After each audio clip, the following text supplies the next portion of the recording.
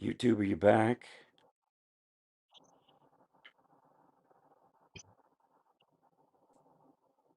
Hi, everybody. What about Ukraine? I mean, obviously, this is a major concern if he does seek, if he grabs power in this process. For them, I think there's a lot Biden can do before he leaves office. Yeah. So, um, I do think the Pennsylvania thing is a possibility to be reversed, and I think they're jumping on it too fast, and I think they're following everybody else. So we'll see. What, Fox? Hmm.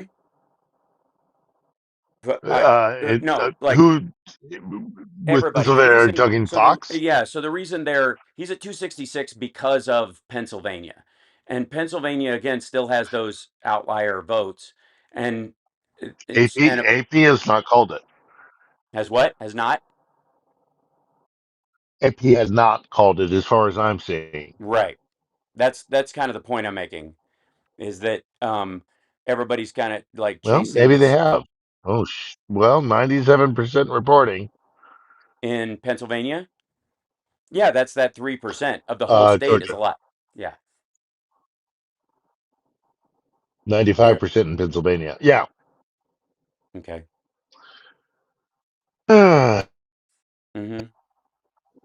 Well, my friend, we will continue to fight the good fight. And I feel like I let my audience down because I was so sure. And I'm usually incredibly right about these things. And still feel there's a window to that.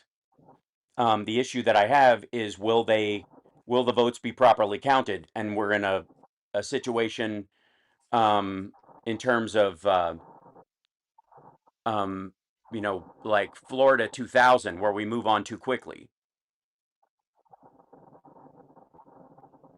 You know what I mean? Yeah.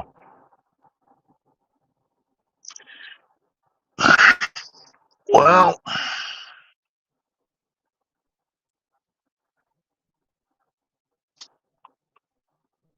it's Mm-hmm. Whoops. Lost you there. Are you there?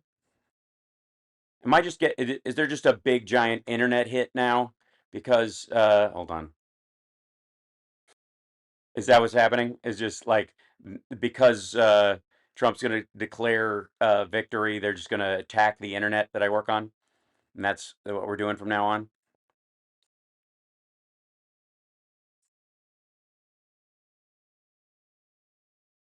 Did we lose Phil? Is he back? Where is he? Mm-hmm. Hopefully he'll hop back in. Sorry.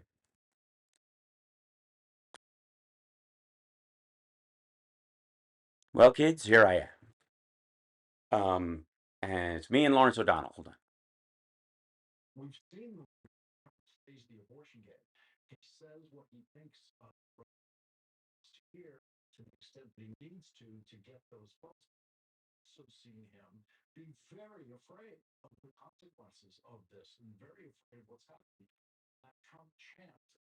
Mm-hmm.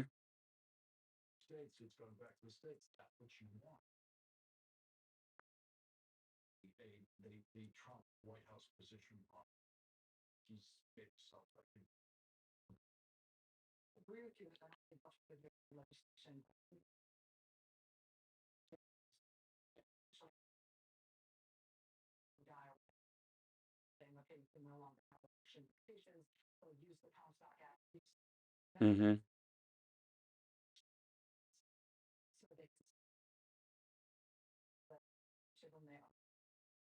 Mm-hmm.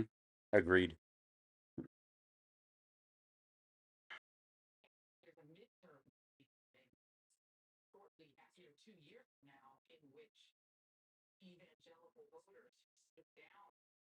Mm-hmm.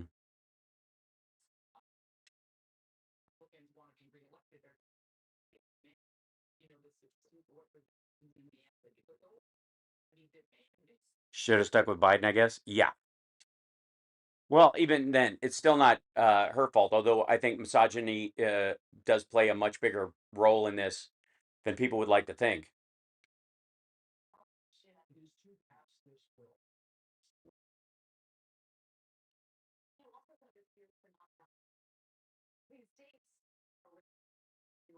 Mhm.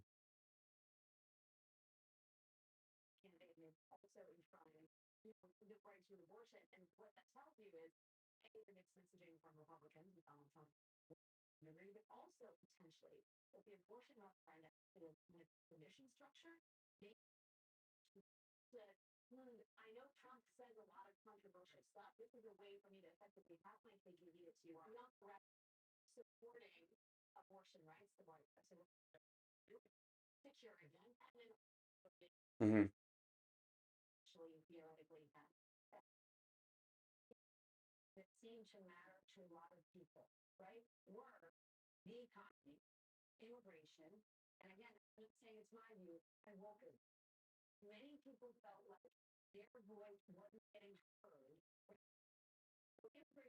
Mhm.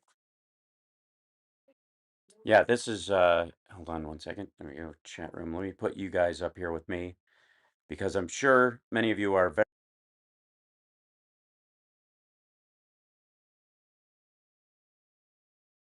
where's this? There we go. There's the chat. Sorry. Um, let's see what the chat room has to say to me. Hold on one second.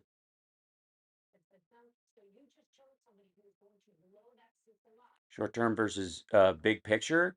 The reality is that lost Senate, lost the House, presidency now Jim Jordan in the world. Okay, the issue that they have is dog that caught the car, I suppose. The idea is that what is that? You know, the biggest concern I have is for um, uh, immigrants in the country um, who are here undocumented. The anybody who's on temporary protected status or on DED, like they because they because we set up a situation where we trusted um, the you know we use the real system. This is kind of like okay, it's like don't ask, don't tell. The reason when the end of don't ask, don't tell came, it being fixed by executive order, the scary part about it is that the next president could come in and rescind it, and then all these people have already said like who they are. Okay, they've already come in and said um, that they are, that they're gay, and so they're out already. And so if somebody rescinds it and it's an executive order, then those people are stuck, right? They can't put the toothpaste back in the tube, so they are, you know, they can't rejoin the military. Thanks, 56 Nick Rich. I appreciate you guys, and I know you guys are probably seething at me for my faith and my joyful warrior attitude in this, but I will keep doing it because I believe in the country and I believe in you guys and I believe in myself. So that said, um, and I believe there is a dog that caught the car aspect that goes with this. My concern is for the migrants that are here who have given their information. They are known, they are listed, they are, where they are. There is going to be a giant, he's going to gather up a bunch of people and make a big show of it on January 22nd, you know, um, for a lot of these folks. The issue becomes that he wants to be Eisenhower again, and so he's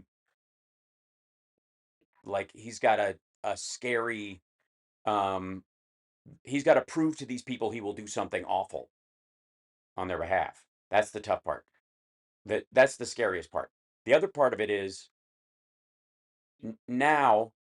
Hold on, he's going to come out and talk. So let's hear what he says. Because he looks miserable.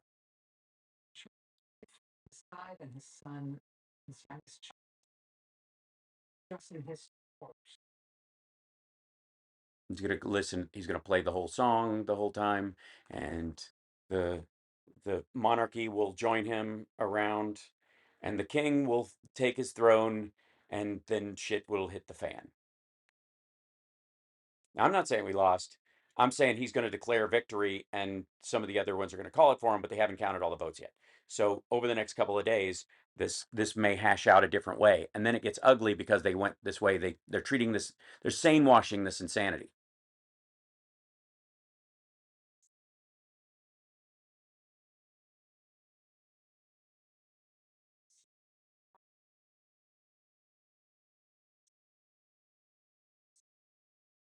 Everybody like, and the thing is like Vance and everybody around him, they're very happy about this because they're new to this shit and they don't care. They think it's kind of a game.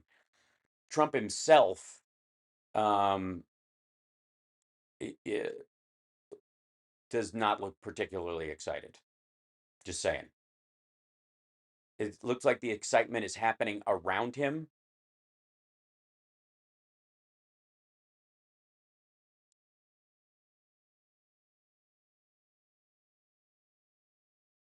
And he's generally just an awful person. So he will get some temporary pleasure out of this horse shit.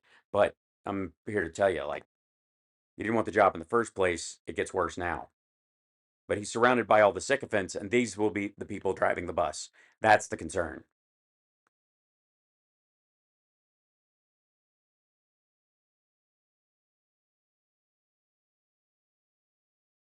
And you're still playing the whole song. And again, this look, Ivanka finally showed up. What do you know? Now she can't divorce him. She's stuck.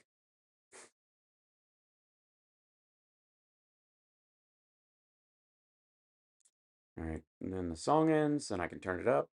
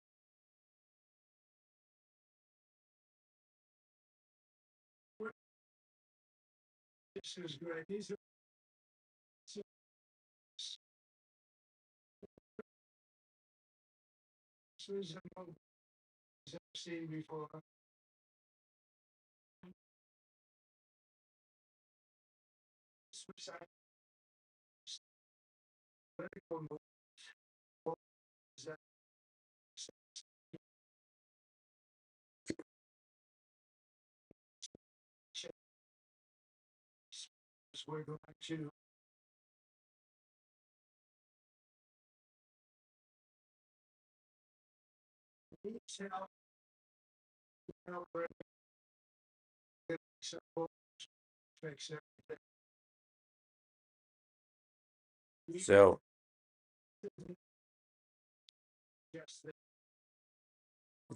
it's a tall order. I got to say, one of the things, again, about the dog that caught the car part is that if America isn't, yeah, right, is this crazy? Right, yeah, he didn't expect this and he doesn't want it.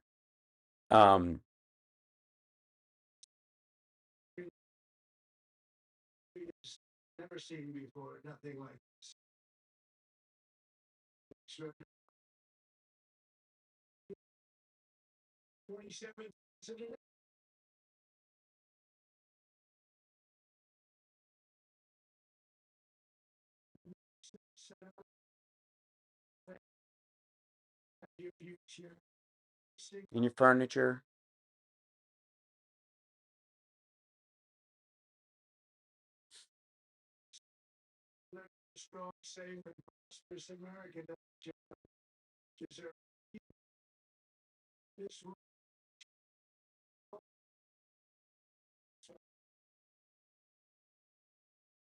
again, the like, first of all, Biden cleans up this mess and then he's going to skate on it for a year and then blame everybody else when it doesn't go to like, when he nearly crashes the economy going to zero interest rates or trying to do some shit like that, which is what he's been talking about.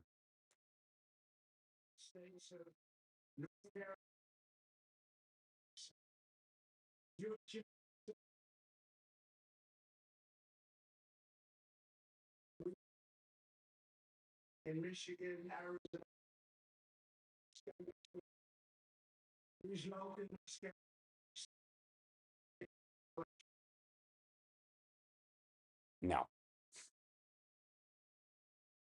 he needs to beat 303 from Biden, and that's what's digging at him. By the way, I love you guys, and I feel I have let you down, but I will get you through whatever this bullshit is. Because I have to say one thing, like my feelings about this prick and his supporters is way out in the open. So I don't have a like a nickname online or any of that shit. It's me. And I stand by what I've said and what I will say, and I'll be here. Yeah, he'll claim victory. That still doesn't mean he's going to get it. I'm telling you, he did it last time.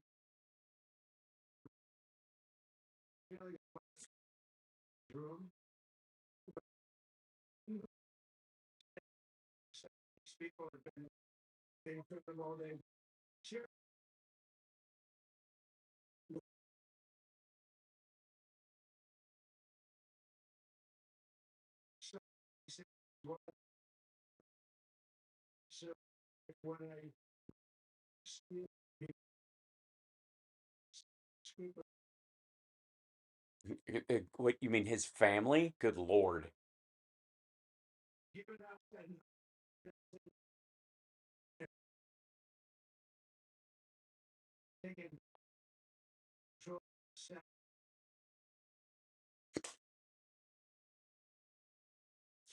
Oh my God.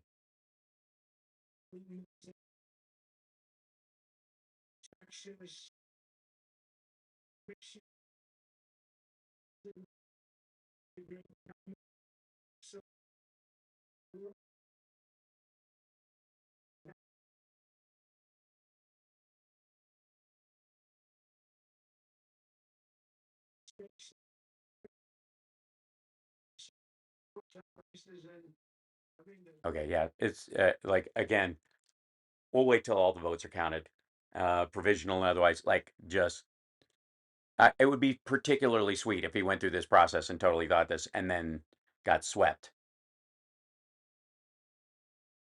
You know, there's still the like whatever 400,000 votes to count in Pennsylvania. But thanks, Steve Kornacki.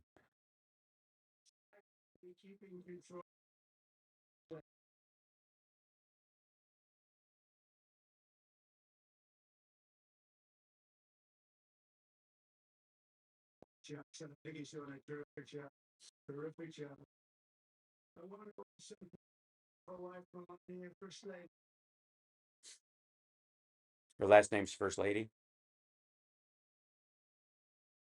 Also, it would be so very Trump, and I'm not wishing this on him, to go through this song and be like this, like the oldest candidate ever, and then keel over before he takes office.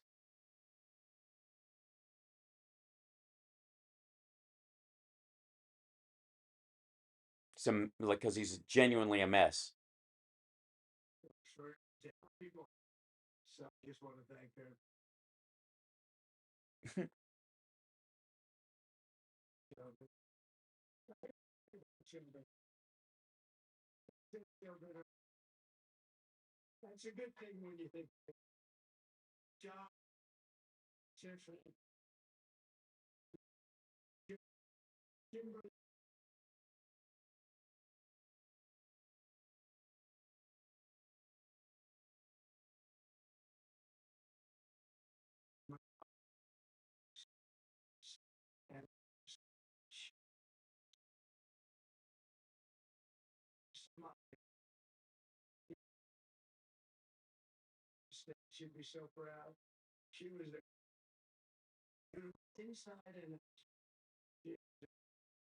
You're gonna be able to say Merry Christmas while you tell women they're hot again.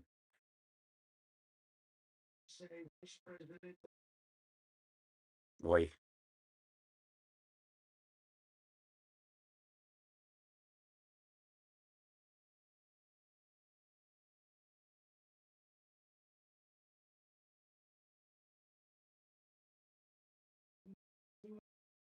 Mm-hmm.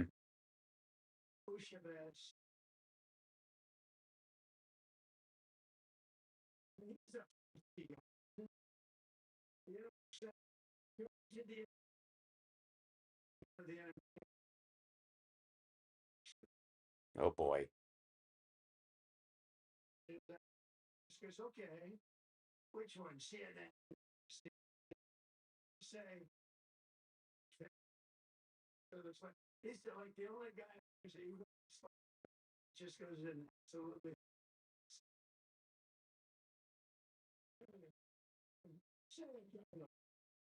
He still thinks it's a campaign thing. Yikes.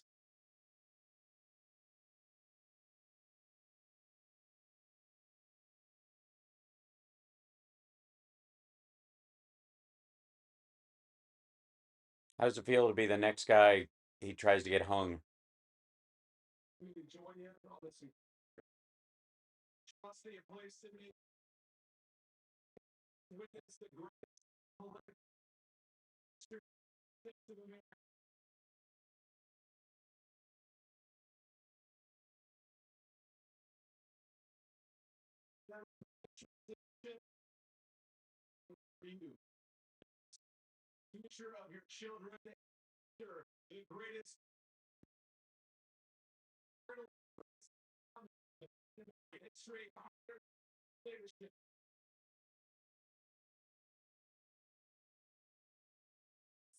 Good Lord, what a mess.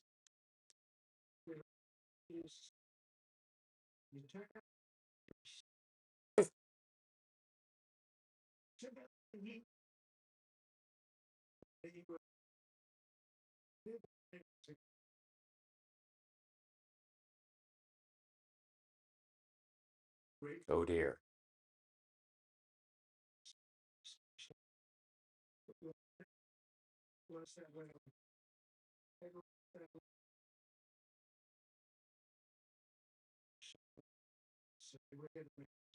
That little thing called special.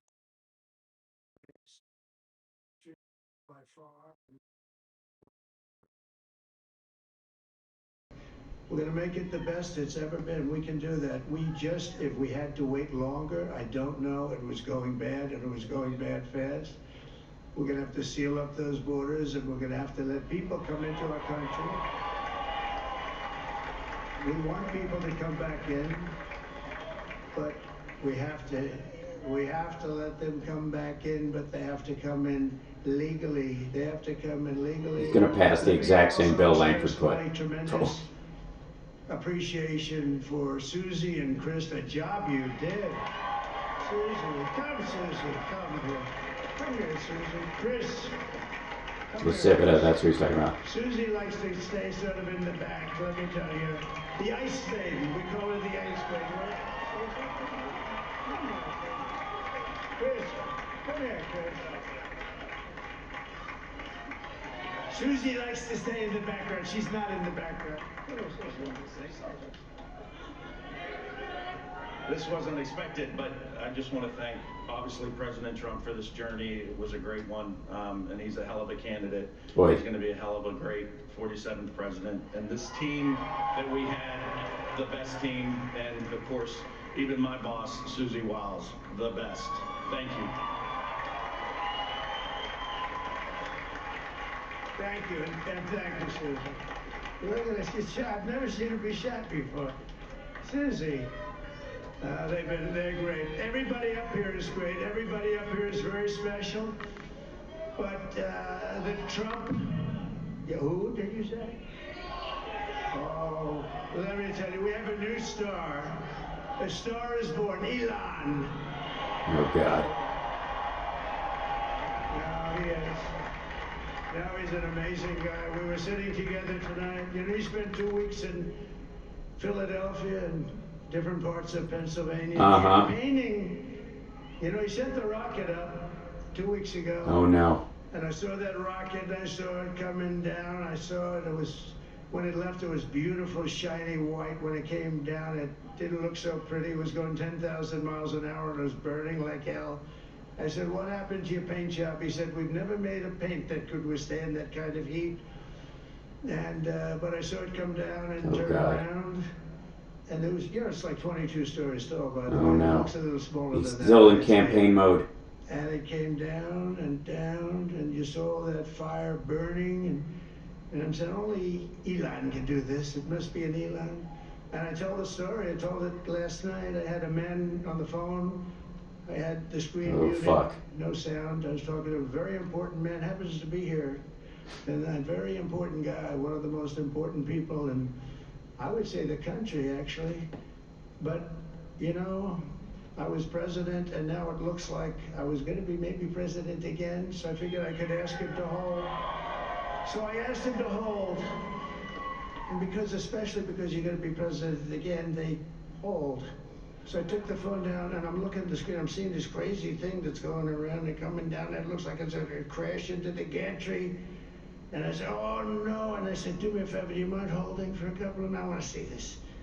I thought it was a space age movie or something. I put the phone down. The space age movie. But I didn't pick it up for 45 minutes, and Jesus. he was holding. But this spaceship came down, and I saw those engines firing, and it looked like it was over. It was going to smash, and then I saw the fire pour out from the left side, and it put it straight, and it came down so gently, and then it wrapped those arms around it, and it held it, and just like you hold your baby at night, your little baby. And it was a beautiful thing to see, and I called Elon. I said, Elon, was that you? He said, yes, it was. I said, who else can do that? Can Russia do it? No. Can China do it? No. Can the United States do it other than you? No. Nobody can do that. I said, that's why I love you, Elon. That's great. And you know, when we had the tragic hurricane Helene, and it hit a Jesus. particular... I think Elon got elected president tonight. That's what he's basically trying to tell everybody. Hurricane. It built lakes out of nothing. Fields became lakes, and the danger was unbelievable. And the people from North Carolina came to me and they said, would it be possible, at all possible, for you to count every vote, please. Like he did this last time, and he's a fucking mess. This is ridiculous. It's a form of communication. So I called Elon. Look at the family standing around like, what the fuck are you talking about? They had no communication. All the wires were down. I called Elon Musk. I said, Elon, you have something called Starlink. Is that right? Yes, I do. What the hell is it? He said, it's a communication system that's very good. I said, Elon, they need it really, really badly in North Carolina. Can you get it? He had that there so fast, it was incredible. Yeah, it was already there. It was great. It saved a lot of lives. He saved a lot of lives. Yeah, he hasn't reached 270 yet. And again, if they recount and get close to one, can you imagine the fucking blowback that's going to happen because he claimed victory again and more people went with it this time? I want to thank some of the guys. You know, we have up here today the U.S. Open champion. He's fantastic golfer, slightly longer than me. It's a ball a little bit longer than me. Just a little bit. Bryson DeChambeau is up here someplace. What happened to Bryson? Where is he? Bryson! Oh, he was shot. He's hitting balls. Oh, he's on the way. He's hitting balls. Bryson. Oh, look at him.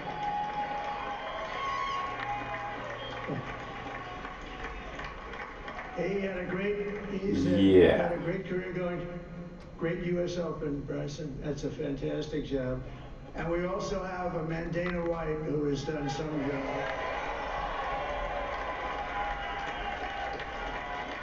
He's a tough guy. Dana's the one who hooked him up with Joe Rogan. Dana started UFC. And came to me, do you mind if I use your... Nobody wanted to give him Marines because they said it's a rough sport, a little rough. And I helped him out a little bit, and I went, and I said, this is the roughest sport I've ever seen, but I began to like it, and he loved it, and nobody's done a better job in sports. And you know, he's a very motivational kind of a guy, what he does. He gets these fighters, and they really go at it. It's become one of the most successful sports enterprises anywhere at any time. It's doing so well. I'd like to ask Dana just to say a couple of words because people love to hear from him.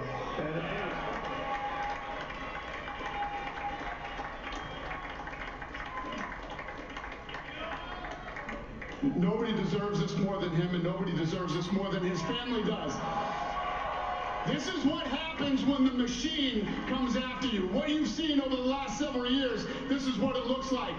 Couldn't stop him. He keeps going forward. He doesn't quit. He's the most resilient, hard-working man I've ever met in my life. His family are incredible people. This is karma, ladies and gentlemen. He deserves this. They deserve it as a family. I want to thank some people real quick. I want to thank the Nelt boys, Aiden Ross, Theo Vaughn, Bustin' with the boys, and last but not least, Rogan. The mighty and powerful Joe Rogan. Yeah. And thank you, America. Thank you. Have a good night.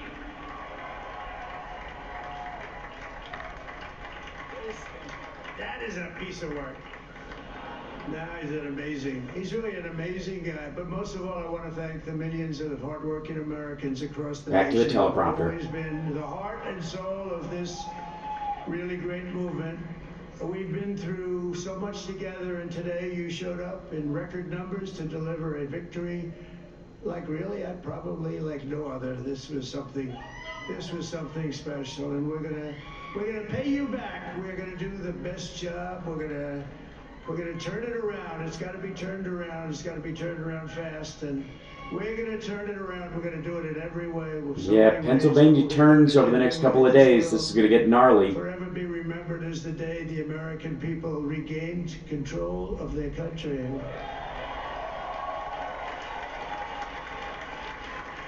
So I just want to say that on behalf of this great group of people, these are hard-working people. These are fantastic people, and we can add a few names like Robert F. Kennedy Jr. Oh dear. And he's going to help make America healthy again. Yeah, by the way, he's going to give him like the Schwarzenegger role when Schwarzenegger was like the fitness guy. He's not going to get like putting him in charge of the actual the NIH or some shit like that is nuts.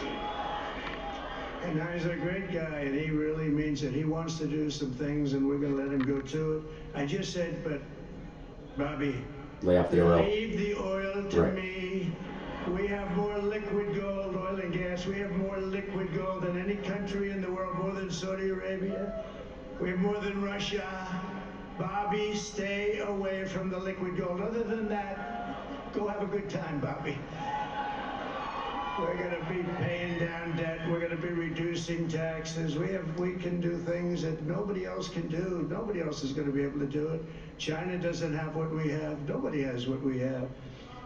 But we have the greatest people also. Maybe that's the most important thing. Dude, if he makes it like in the next 2 years, yeah, AP has not called it. This is, again, talking out of his ass, and there's, like, Pennsylvania, I don't buy it. I don't buy them calling it. In all of American history, they've never seen any young and old, men and women. He still hasn't hit 270.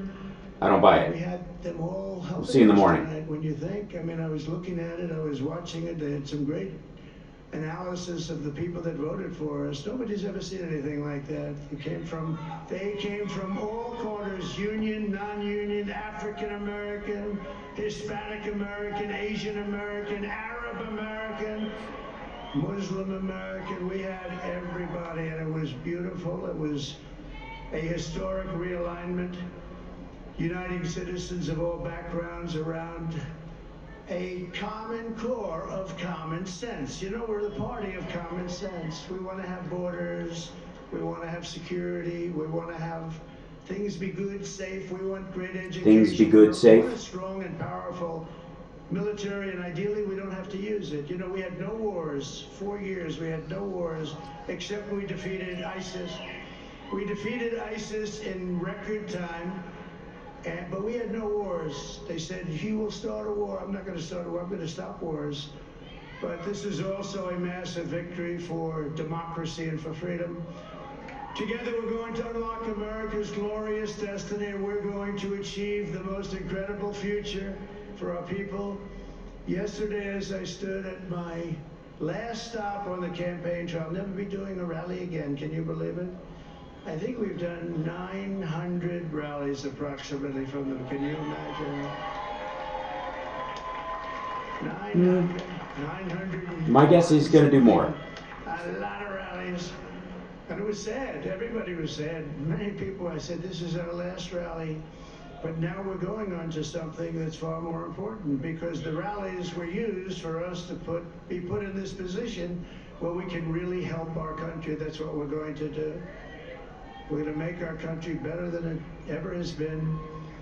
And I said that many people have told me that God spared my life for a reason. And that reason was to save our country and to restore America to greatness. And now we are going to fulfill that mission together. It's like the end of Bob Roberts. The task before us will not be easy, but I will bring every ounce of energy, spirit, and fight that I have in my soul to the job that you've entrusted to me. This is a great job. There is no job like this. This is the most important job in the world. Just as I did in my first term, we had a great first term, a great first term. I will govern by a simple motto: promises made, promises kept. We're going to keep our promises. Yeah, the problem is the danger of his promises. Make America safe, strong, prosperous, powerful, and free again. And I'm asking every citizen all across our land to join me in this noble and righteous endeavor. That's what it is. It's time to put the divisions of the past 4 years behind us. It's time to unite. And we're going to try, we have to try, and it's going to happen. Success will bring us together. I've seen that. I saw that in the first term. When we became more and more successful, people started coming together. Success is going to bring us together, and we are going to start by all putting America first. We have to put our country first for at least a period of time. We have to fix it, because together we can truly make America great again for all Americans. So I want to just tell you what a great honor this is. I want to thank you. I will not let you down. America's future will be bigger, better, bolder, richer, safer, and stronger than it has ever been before. God bless you, and God bless America. Thank you very much. Thank you very much. Yeah, again, we still have like votes to count and that kind of stuff. He declared victory last time. He just didn't have the assistance of the press kind of guiding him through this. President Donald Trump speaking to supporters in West Palm Beach, 50-44. Yeah, Michigan, Wisconsin, Nevada, Arizona. It's a close call. A little bit of news to make. NBC News can make a projection for the presidential race in the great state of Minnesota. And NBC News projects that Minnesota has been won by Vice President Kamala Harris. So Donald Trump, at this hour, Donald Trump has 266 electoral votes. Kamala Harris has 204 electoral votes. The speech that Donald Trump just gave was essentially a victory speech. At this point, NBC News has not projected a winner in this race. Obviously, a commanding lead for Donald Trump with victories in the swing states of Georgia and North Carolina and Pennsylvania, but he does not have 270 electoral votes. As I just mentioned, Minnesota has just been called for Kamala Harris, and we continue to watch the still outstanding swing states and a few other non-swing states that remain outstanding. May I check in with Steve Kornacki at this moment? Or am I not allowed to check in with Steve Kornacki at this moment? Am I allowed to check in with you? Let's go. Great. What do you have for us in Michigan? Yeah, so I was just checking this out. See statewide, 80% of the vote is in here. Trump with a 7-point advantage. More than 300,000 votes is the plurality. A couple things. A lot still to come in Wayne County, the big core Democratic county. Like a quarter of the vote in the state comes out of here, about a third of the vote is in. But again, as a benchmark here, now Wayne is Detroit, but it's a lot more than Detroit.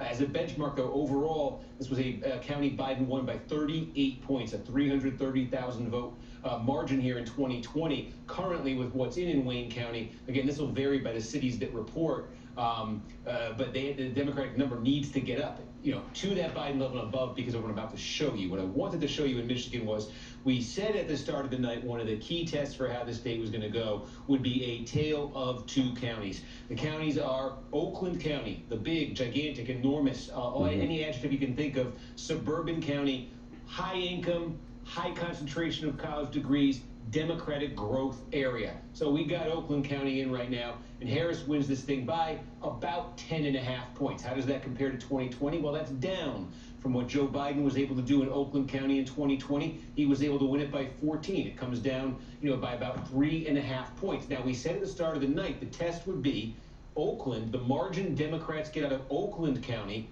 would it vastly exceed the margin Trump gets out of Macomb County? That's what happened in 2020 when Democrats won the state. Or would it basically be canceled out by Macomb County, which is the big blue-collar suburban county right next door to Oakland?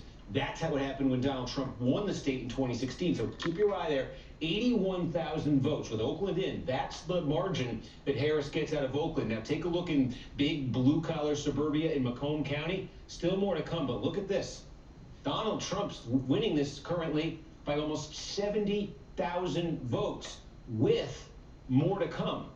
So the possibility exists here, the very distinct possibility exists here, that Donald Trump's margin out of Macomb County, to the extreme likelihood, isn't just going to almost cancel out of Oakland County, it's going to blow it away. Trump's going to get far more out of Macomb, a somewhat smaller county, potentially, than Harris gets out of Oakland County. Yeah, there's two other areas, though, that it's not like that's in isolation. 18-point margin for Trump. Just to put this in some perspective, this was 8 in 2020. This was 11.5 for Trump in 2016. And if you went back one election farther, this was in Obama County.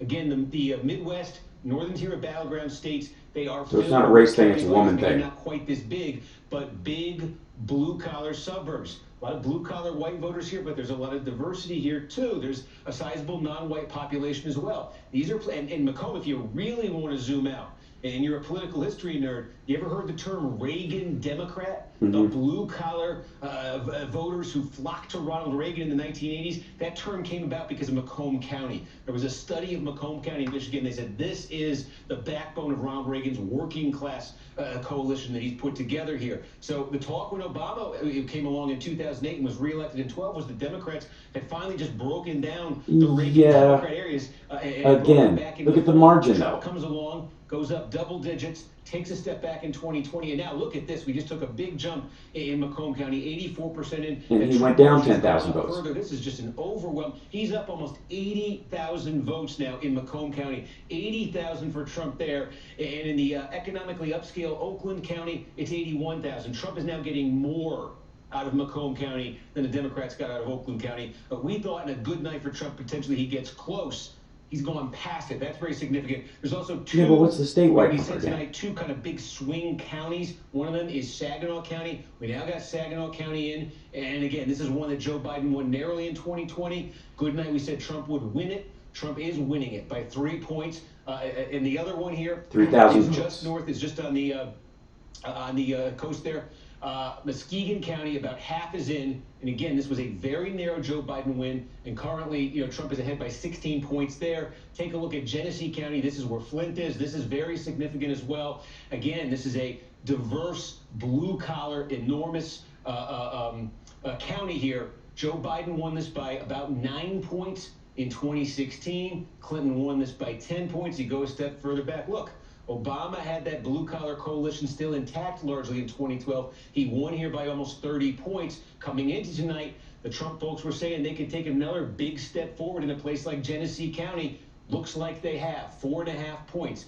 Cutting this in half from Johnson gained 3% in places like that. So again, at that point. Are they listing the others in Michigan? Wayne County, and as we really sort of slice and dice the Wayne County vote, we'll be looking at Dearborn. There's some indications in the returns. Dearborn, large Muslim American population, large Arab American population, indications that Kamala Harris may be significantly underperforming what Democrats want out of a place like Dearborn. We'll be analyzing that and getting more of that vote coming in. 32%. You can just see it's around a huge. the state the reason why, with 80% of the vote counted, Donald Trump is more than 313,000 votes ahead. It's not just because we're waiting on Wayne County. It's because some of that significant movement taking you through right there. Steve, while you have been covering those results in Michigan, we did get a little bit more news. NBC News does have a projection to make in one additional presidential race, this time in the state of New Jersey. NBC News projects that the winner of the presidential race in New Jersey is Democratic candidate and Vice President Kamala Harris. New Jersey, believe it or not, They still haven't called Maine. That the Trump campaign was sort of bragging on. Were they able to expand the map? They said that New Jersey was one of those states they'd be able to win. They said the same thing about Virginia. They said the same thing about Minnesota. They have not been able to expand the map, but they have won important swing states already that have put them on the precipice. 266 electoral votes. Right now for Trump, 218 for Kamala Harris. Lawrence. The Trump speech had about 12 minutes of teleprompter written speech, in there, and then another, I don't know, 15 of rambling and inviting other people up to the microphone to speak. In the 12 minutes that they put in the teleprompter, it was a very modest and non-Trumpian speech that had only 2 words of policy, and those 2 words were reducing taxes. There was not another word of policy. Nothing about mass deportation. Nothing about trying to jail his opponents, which he cannot do and will not be doing. None of that kind of political terrorism language that he was including in his rally. Well, that's because everybody thought he's just talk. It's just talk. That's why he gets away with it. That microphone tonight. And remember, that's a staff written speech. That's a consensus group written speech. And in the middle of it, there's the understanding you're going to talk about a golf guy, and you're going to talk about some guy who runs a fighting show, and then you're going to bring your campaign manager up to say so, and you can let the vice president elect say about 3 words, but it's an extremely modest speech. That's the state of the Trump policy going forward, and I think it's probably extremely accurate that, like the first term that he was president, reducing taxes was literally the only thing he did. And it's the reason that he was supported by so Supreme many Court. leaders. Look, at the end, if you've studied enough Donald Trump, and unfortunately having written a book about him, I studied more Donald Trump than I probably wanted to, the thing that he leads with is his neediness. His need for adulation, his need for adoration, his need, it's the reason that he's enjoyed cultivating as a cult of personality. He needs the world to think of him as this amazingly powerful and smart. And Now what happens tomorrow morning when Pennsylvania and Michigan continue to count their votes, and there is a significant closeness to it, and they tighten and they keep tightening, and then she overtakes him, and then she comes out tomorrow morning and says the count continues and every vote should be counted, and he's declared the victor, to himself and all that kind of shit, and then it gets really gnarly in the afternoon. She can absolutely still win. The threat that he made was directed squarely at Latinos, at people who the right fears will sort of outproduce them in terms of children. But that is where he did the best. That's where he gained the most among the people who voted, despite having directly insulted them. And he held steady, it seems, with white American women, despite having really insulted them in J.D. Vance. So he didn't lose much for being insulting and cruel. Stephanie Roll? Well, then I guess, who he's going to be, we're going to see who he's going to choose. Because we noted his family members, we saw Dana White. I didn't actually see Stephen Miller up there. I didn't remember that when last time he won, we saw Steve Bannon up there, we saw Stephen Miller. So it'll be interesting to see who his cabinet choices are. Howard Lutnick, his new favorite transition head, the guy who runs Cantor Fitzgerald, was there. So yes, for Trump, it was quite moderate, but it only lasts so long. We'll see what we're in for. Alex? I mean, I just say to Donald Trump and the people around him, good luck having Bobby Kennedy as your HHS secretary, an anti-vaxxer running the country 3 years after a deadly pandemic that created mass death that you, Donald Trump, grossly mismanaged. Good luck doubling down on fossil fuels and a fossil fuel economy at the precise moment that the earth is heating up to historic proportions and monster storms supercharged by climate change are laying waste to red states. Side note, Democrats cannot control the weather. And good luck to you, sir, with your sales tax that's going to raise taxes, a tariff that's going to raise taxes on middle and working class income Americans. Good luck to you with all of it. It feels like the dog that caught the car. Yeah. The tariffs, by the way, were not. That's what I said. Dog that got the car. That's exactly that. But again, those tariffs. I don't think that's going to happen. He is monomaniacal on that. Look, I have invoked this cliche before, but it's a central one, which is that the future is unwritten, and the thing that we often do analytically is we see a dot here and a dot here, and we draw the line up through like that. And I have never felt more of wide openness about what era we are entering into than I feel right now, even particularly watching that speech, because I don't know what we're about to step into. Neither does he. The only thing I'll say is that I do know any more than he did the first time. The country that existed before tonight is the country that we have right now. And like I said, what happens tomorrow when Michigan or Pennsylvania starts leaning their way, it's actually a squeaker, and then because he already declared victory and the rest of the press backed him up on it, And that's what Then we what? had on Tuesday, and it's what we have now on Wednesday morning. And I would, and to that point, Chris, I would just say that for all the Americans who looked at this election as a choice between different forms of government, between keeping the U.S. system of government or keeping whatever it is that Trump is promising to do instead, and Trump is promising to turn us into instead, well, the way that you fought to keep the U.S. system of government is that you fought to try to get the outcome that you wanted in this election. And now as this election comes to a close, you have to figure out how else you're going to fight. Yep. Because your country still needs you. Mm-hmm. We're going to take a quick break. Our coverage of this election night continues in just a moment. Stay with us.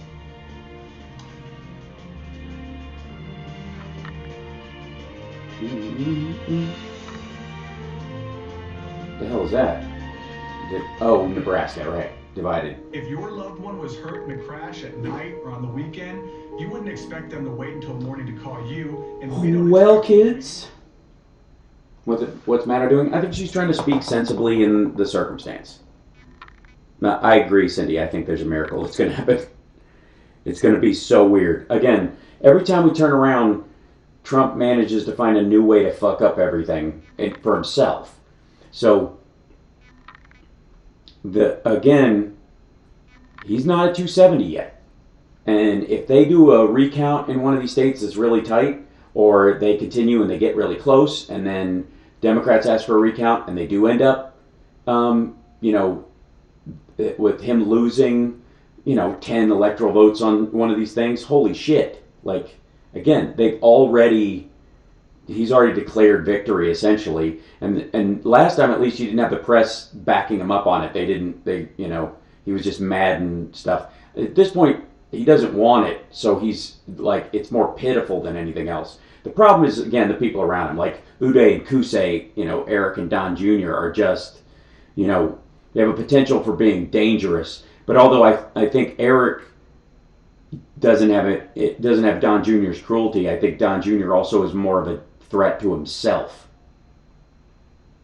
than anybody else. I think the next question becomes who gets teed up for the next election because of this. There's no way, I don't think at this point, that J.D. Vance becomes like this, this natural leader of it or whatever. Maybe they shore him up to do it. Maybe that's the gig. Maybe that's what Peter Thiel and all those guys have in mind. But yeah. Like the dude who stood for, 39 minutes listening to music the other day and was playing Time to Say Goodbye, who's over this, is still over it. Yeah. Created this mess by celebrating Biden being called last time. They'll crucify us if it's reversed. That's one of the concerns, I think.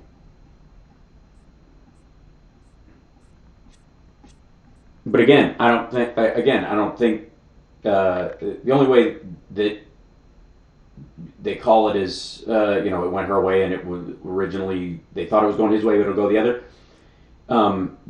The worry that I have is violence from his supporters if it does turn out to be that he didn't pull it out the way they think. If there's a recount or there's a call for a recount, and I'm sure the Harris team is doing everything they can to see if that's the case everywhere.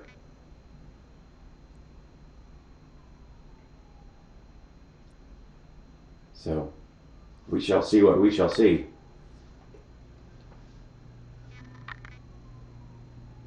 Mm-hmm.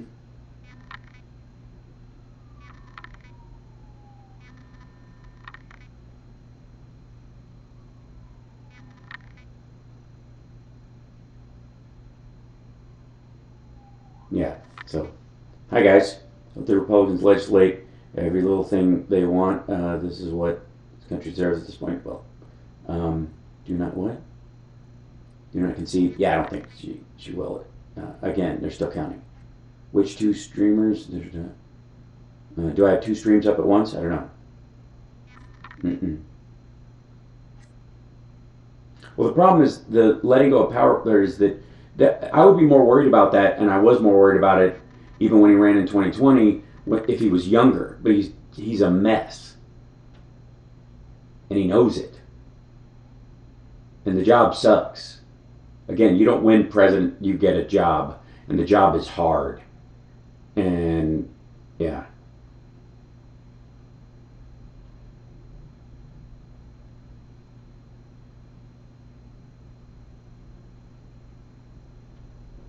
This is Pennsylvania 33932. Yeah, so that's squeezing out. There's like less than 100,000 votes between the two of them now in Pennsylvania. And there's still like, what, 4% outlier? In a big state like that? It was that tight last time? I don't know.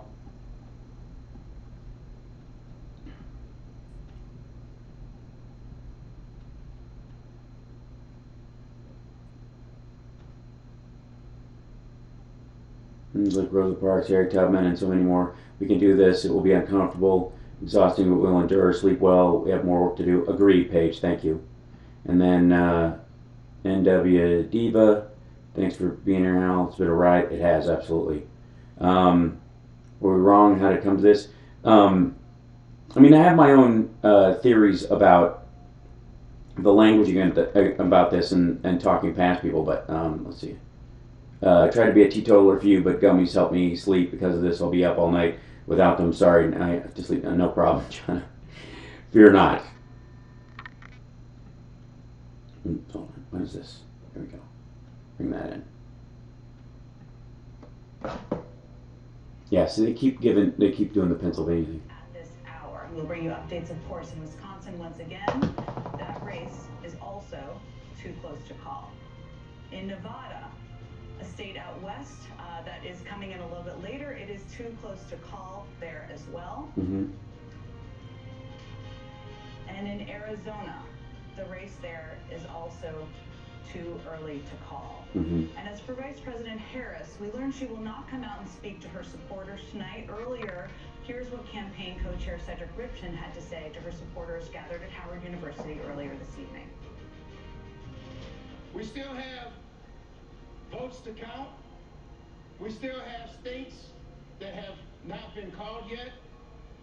We will continue overnight to fight to make sure that every vote is counted, that every voice has spoken. So you won't hear from the vice president tonight, but you will hear from her tomorrow. She will be back here tomorrow to address not only the HU family, not only to address her supporters, but to address the nation. Okay, let's get right to Steve Kornacki at the big board.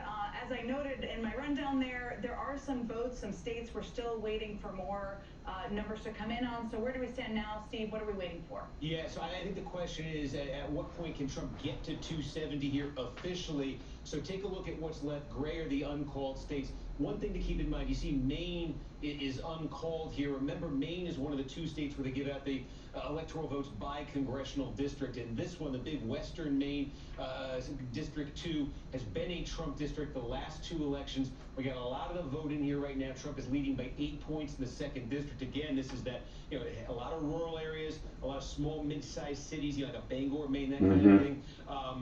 Again, this doesn't fix the Pennsylvania issue. Trump very plausibly, certainly right now, looking like he's going to get the one electoral vote out Look of at the this. second district. Look at Stein in there. Maine as a whole, you can see Harris leading by 8 points. But if Trump gets that one, that would put him at 267. Now, I say that one because look at this one, this geographically big population, small state of Alaska. We now have more than half the vote is in Alaska. It reports in a very unconventional way, but Trump, with his 15-point lead, Alaska is worth 3 electoral votes. And Trump has a sizable margin in what's been counted so far. If that is something that it continues, if that endures, and we get more vote, that could be a way Trump reaches 270. The 1 electoral vote in the second district of Maine, plus the 3 electoral votes potentially out of Alaska. Need more vote to come in there to get clarity on exactly where that's going. But you can see it's been red for a long time. You see where it is right now.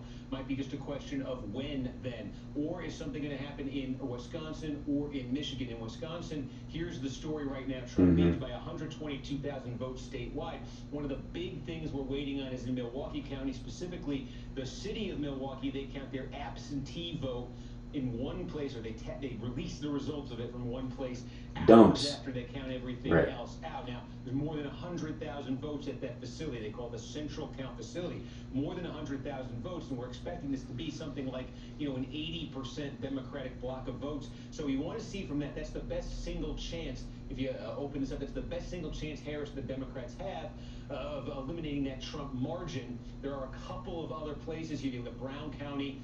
This is where Green Bay is. Trump is getting the number he wants here right now. They also have a central count facility with Democratic-friendly mail votes. Those have to come in. Are they going to be enough for Harris to, erase the 122,000 vote margin that Trump has right there? If they aren't, it's big moments, big batches of votes. Then we'll have clarity on Wisconsin. That's 10 electoral votes.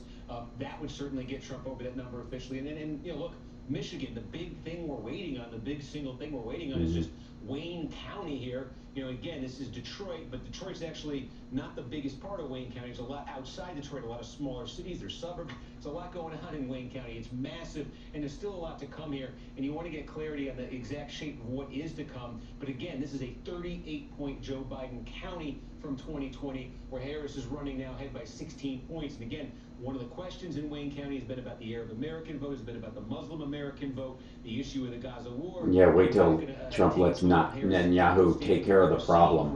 Good Lord. Some of the reports coming in there about what's happening in Dearborn, Harris underperforming potentially significantly there. But otherwise, when you look at Michigan, again, this is just the story we've been seeing in Wisconsin, in Michigan, even in Minnesota, in Pennsylvania, all of these states. We saw it down south earlier with North Carolina and with Georgia. You could just look at one county after another where we sort of set a benchmark at the start of the night and say it's a good night for Trump if this, it's a good night for Harris if this. And in almost every case we're finding, I can think of a few exceptions here, but the overwhelming number of cases here, Trump's getting what he needs. If he had a number in 2020 he needs to build on, he's building on it. Meanwhile, Harris, a lot of these suburban counties, even where she's running up the score, she's not running up the score to the degree she wanted to. Good example of that is right here in Oakland County. She's winning it by 10. They wanted this more like 15 points, the Democrats did. Macomb County here, talked about this one just a few minutes ago. This is monster right now for Trump. It may come down a bit here as the remaining vote comes in, but he only won this by 8 points. Massive, massive county here. So there's opportunity here for Trump potentially. Trump is in, I would say, a pretty good position here to be winning back a state that he lost in 2020, had carried by this much in 2016. So it's a question. Yeah, but he could also lose it by the exact same amount. Like, again, especially with that, call me when it's done. Good Lord. To come out of Milwaukee. You see the margin there in Michigan, the question mark of Wayne. You see the possibility of Maine plus Alaska getting Trump there. Arizona and Nevada, we're just at that point now where we don't get a ton more, and then it starts coming out incrementally over days. You see New Hampshire here, but they're very, very slow counting with the remainder of the vote there. Trump 4.5 points down, 30,000 votes right there, and you don't expect that to suddenly hit 100% anytime soon. So it's kind of what we're waiting on to get to that official moment. And just one other thing I would point out here, flip this over and show you the national popular vote at this point, because Donald Trump, you can see here, has a lead of more than 5 million in the national popular vote. Now, we've been here in 2020 and 2016, and we said, well, California is going to take a while to come in. It's going to be massive for the Democrats. Of course, they'll win the popular vote. That is very much in doubt right now, because we've had big, big changes outside of the battleground in some big, big states. And I just want to highlight a few of these because they are dramatic. Look, New York, it's still blue, but look at this. New York State, Trump has got this within 12 points with 94% in. He lost this by 23 points. He basically cut his margin in half. Double-digit. Whoa. He also, the voters voted by less than 2 million versus 2020. This is that whole thing about like how much easier it was to vote from home. So the vote margin is reflective of that. I would rather see what 2008 and 2012 was like. Heavily Hispanic areas, just leaps and strides, gains for him there. Take a look at Illinois. How about this one? 91% of the vote is in Illinois. 4 points for Harris, 17 points for Biden 4 years ago. Big, enormous blue state. Trump not winning it, but look at the popular vote margin that he's cutting into there. Another one we didn't talk about. Yeah, he didn't grow his vote at all. But look at Maryland. 60 to 37 for Harris in Maryland. This was a 33-point state for Joe Biden. Look at the number, 920 to 976. Trump lop off. Those add up. It matters that they added some, but he didn't pad his number at all. There's some idea that Harris lost to like Biden's lead, but Trump didn't grow his vote by any measurable amount, not in a huge way. There's like 30,000 extra on top of what it is. He's not even cracking a new set of numbers. He's not moving from like 800,000 to 900,000 or 900,000 over a million. As one that was within 1% the last two presidential cycles. I know we're waiting for a vote, but as you look at that state and where things have gone wrong, I should say, for Harris, tell us a little bit more about that, and also the margins and what are the possible margins in terms of what it could be, because it does not seem like it's within 1%, but you tell me if I'm wrong there. Well, it should close, and maybe considerably, because again, the biggest outstanding, biggest sources of outstanding vote here would be, again, in the city of Milwaukee, in Milwaukee County. Look, it says only about 69% of the vote is in. Overwhelmingly, what that is the absentee vote from the city of Milwaukee. So the most Democratic-friendly type of vote, absentee, from the most Democratic city, most Democratic city, one of the most Democratic cities in the state. So whatever happens there, Harris is going to net tens of thousands of votes more when that absentee vote is released there. Look at a place like Brown County where Green Bay is. Yeah, the fight is going to be in Pennsylvania. If she decides to like make the case. So this might come down a touch. There's a few other places on the map. You can't see her not doing it, but like you'll wait to concede until Pennsylvania counts every vote. Vote lead for Trump statewide. That's difficult. It's not impossible for her, but that'd be very difficult right now. But to come down and land back in that, really tight zone we know Wisconsin likes to be in, that's very possible.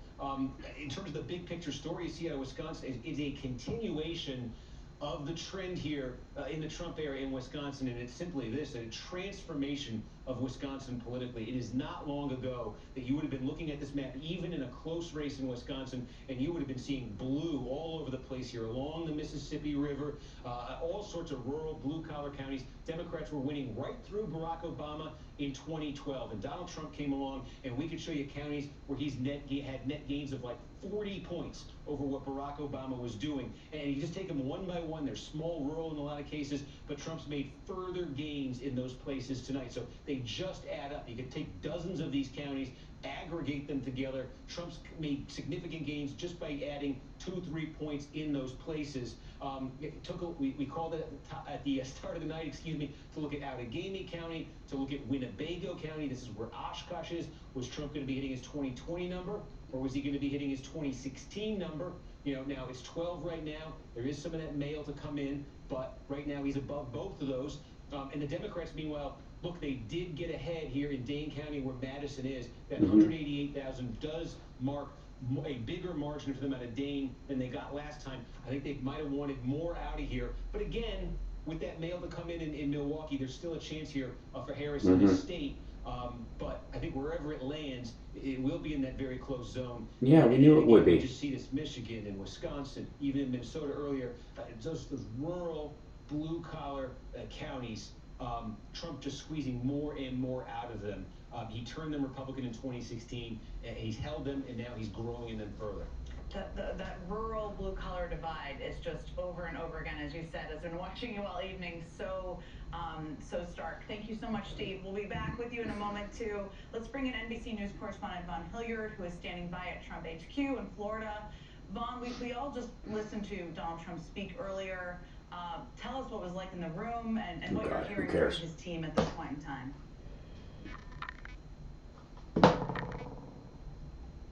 I tell everyone, make sure your vote was counted. Agreed.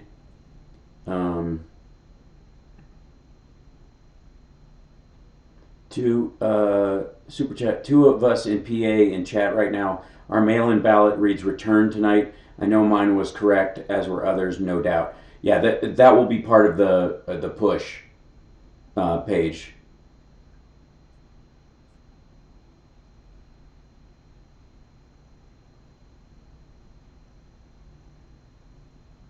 And excellent. There we go. All right. Chat room.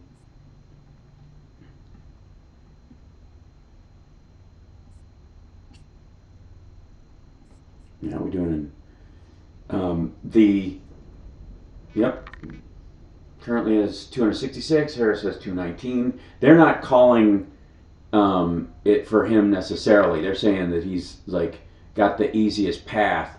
But again, if there's a recount in or Pennsylvania goes the other way after the votes come in, after they've all called this shit, and and they're off on the mail-in votes or the absentee and early banked votes.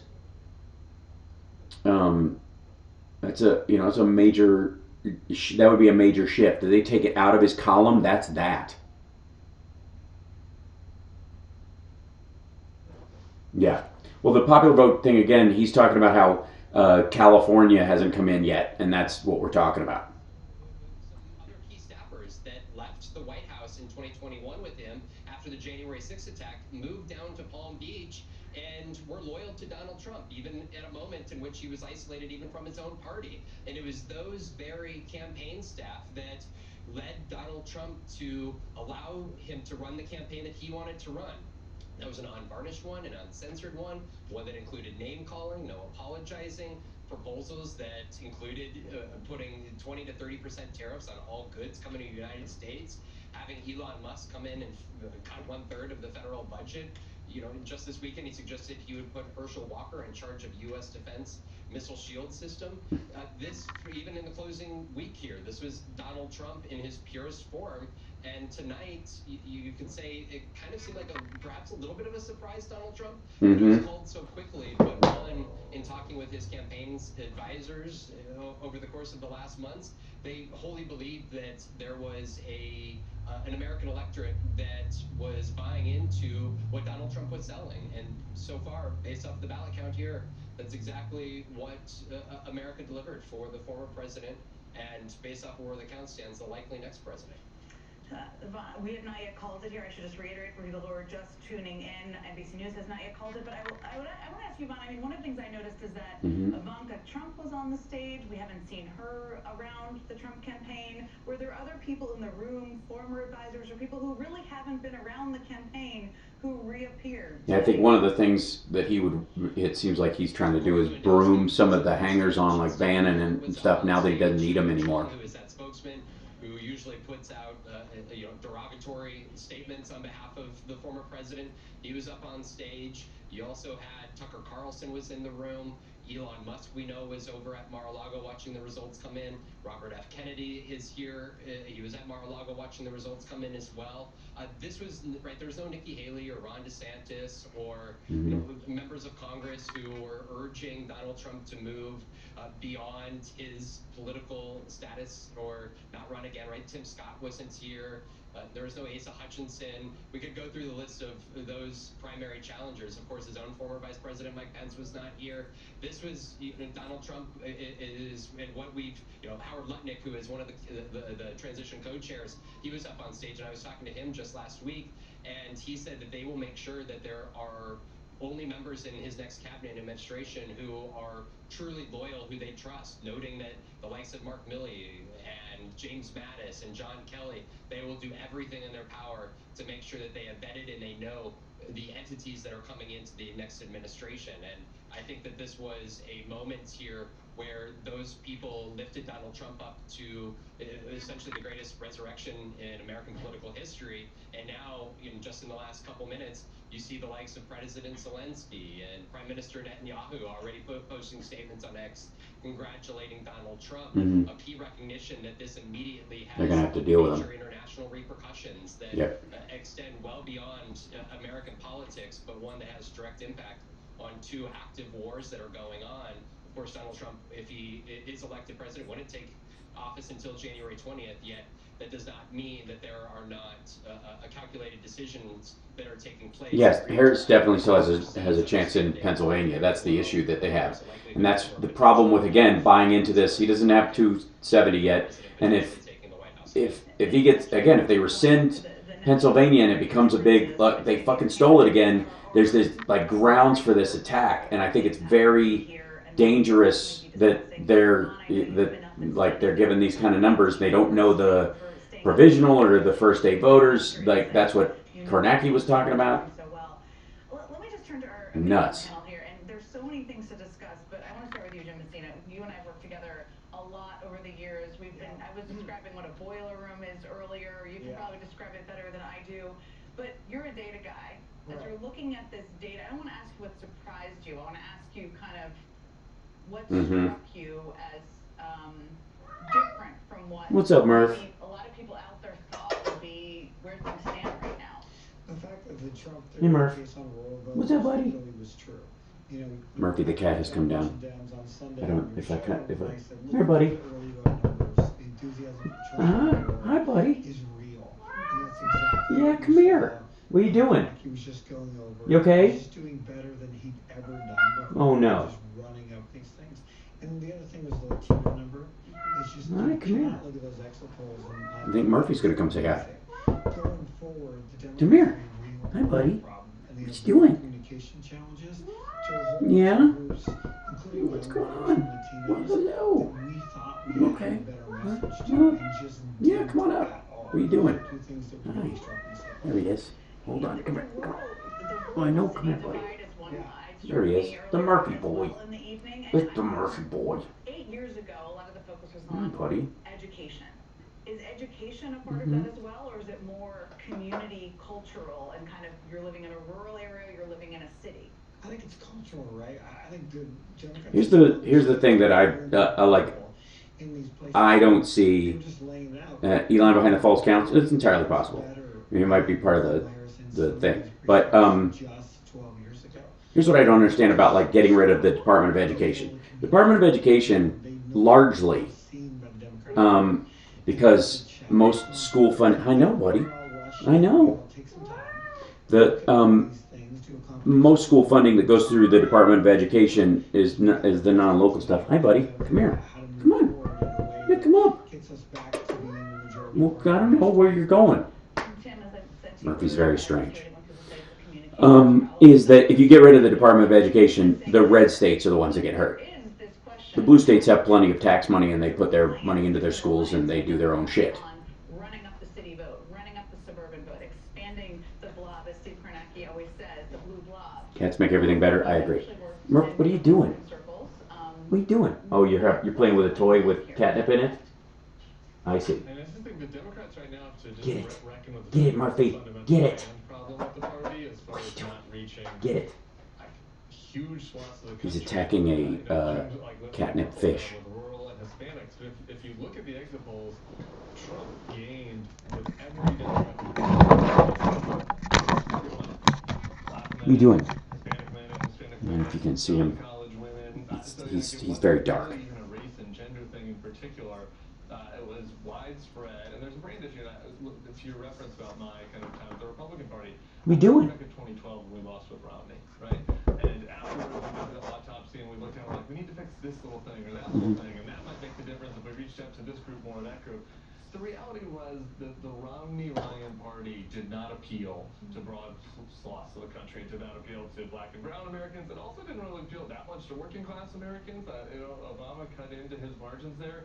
That's where the Democrats are right now. They get a so when you say communicate, yeah, but it's more like we have to figure out how to talk to them. It's not about like a talking points. Like Democrats have to think about how their brand is resonating outside of college-educated, urban and suburban, white America. Yeah, that's what I mean. It's bigger than a set of words. Yeah. And so people shouldn't define it as words, in my view. Michael Steele. It's funny. On my show, I will bring up stuff like this about how you talk to people and the difference between kind of like when Trump and his ilk attack people based on their races, in a generic form, the defense of how we defend them often comes across in a very generic form, as if Hispanics and Latinos are a monolith, because he's attacking them as a monolith initially, right? And Murph, what are you doing? It's catnip. In that period of time was the American people always tell you what they want. You just gotta listen to them. Come here. What do you think? What do you think? They don't like the whole Huh? they don't like the whole thing. He just was chewing on a catnip toy and he's out of his mind. So when you have somebody like Trump around or whatever who attacks people in kind of these broad terms, and the people around him are worse at it even than he is, then the need is that everybody needs to defend that entire broad group of people. When he attacks Muslims, you defend Muslims. When he attacks Hispanics, you defend Hispanics. Without recognizing that those groups are not monolithic, because you get tricked or trapped into buying into the monolith because that's the way they set up. You fight the ground on their territory, right? So I mean, that's an important part of the conversation, and I believe like people are people, and there's a tendency because of the attack that Trump does that kind of dehumanizes people, that there's an act to gross humanize people, which is throw everybody together regardless of their character, what they do, how they act, who they are, into that same group, right? Like that's how they won on migrant crime in this argument, I would say, like regardless of amongst Latinos. Do I think he's won? Not necessarily yet, but there were gains made in the voting bloc, and I would argue that that comes from I mean, it's a divide and conquer strategy, but it's rooted in the idea that groups aren't monolithic. To what we see Donald Trump do every day. Right. Because clearly it's not enough to say. Let's be stoic, observant, and just keep putting one foot in front of the other. Exactly. Yeah, I don't really feel that. I don't think that. Now, even though, ironically, in our own exit polling, folks were like, a democracy Love you guys too. is important to them, right? Well, but just to dig into that for a second, yes, but majority say democracy under threat, 75%, but among voters who believe that, half went for Harris and half went for Trump. There you are. Mm-hmm. That's exactly where I was going. So Mm-hmm. you've got this space where there's a lot to learn from tonight. The challenge is going to be how the Democratic Party learns what it needs to learn and deal with what's going to come beginning on January 20th. Mm-hmm. When the further deconstruction of all the administrative states that we think hold this union together come under assault. Because, at the end of the day, it may not be Donald Trump, but a lot of people on that stage and a lot of people who are going to be in that oval with him, that's what they want to do. Mm-hmm. And as much as they want to lie about Project 2025, they laid it out. They're not going to just go, oh, well, we just 900 pages of nothing. That's not how this works. Yep. So you're going to see two competing moments that he's going to flood this administration. Like again, this is because I still don't buy that there's not a path in Pennsylvania. But the theory is like all the no, I don't know anything about Project 2025. That's garbage. Those people aren't going to be and we will get into together. Part of my administration. That's not what we're doing, and it'll be exactly who they are. They'll use it like a fucking roadmap. But Molly, I want to ask you. There's a lot of data to dig through. One of the things that you and I talked about a lot is women voters. I mean, Trump improved among women from how he did in the past, according to the exit polls. The other thing that struck me is that these ballot initiatives on abortion in Florida, Arizona, and some other states, where the majority of voters voted to protect abortion rights, and there was a big overlap of people who also voted for Trump, mm-hmm. which to me means we maybe didn't capture or didn't discuss or didn't accurately analyze the fact that people can think about things in multiple ways that bend the mind, but they can vote to protect abortion rights and still vote for the guy who essentially killed them. But give me your what as you're looking at women voters, abortion rights. Okay, can I? I spend a good portion. I've been doing my show since COVID, essentially, and I'm definitely on the outer edges of the. I'm not. My little channel that I've created is not the Daily Wire, or the Blaze, or TYT, or any of these big money organizations. And I definitely have a long form, deeper take on a lot of this stuff than other people do. And I don't just, if you'll notice, I don't just hammer the talking point that I'm given. I try to either phrase it in my own way or craft it in my own way so that I think it's constructive. Does that seem fair? to people in the chat room. I'm just curious. Some of the reasons why newspapers aren't endorsing are complicated and Mhm. scary, but some of the reason why is because it doesn't matter. It doesn't move the needle. To wait for the These chat to catch up because it emergencies takes a while. really matter. Like a decade ago, 2 decades ago, we have had a seismic shift in the way that people Right? read news, So, watch television. You know, in all deference these to things how people often will talk in what they call woke language, but is, you know, effectively regarded as politically correct, and the tightening of language because of the damage done by people like Donald Trump, again, there is a, they set the terms of a homogenizing of slander, of attacks on groups, on gender, on the LGBT community.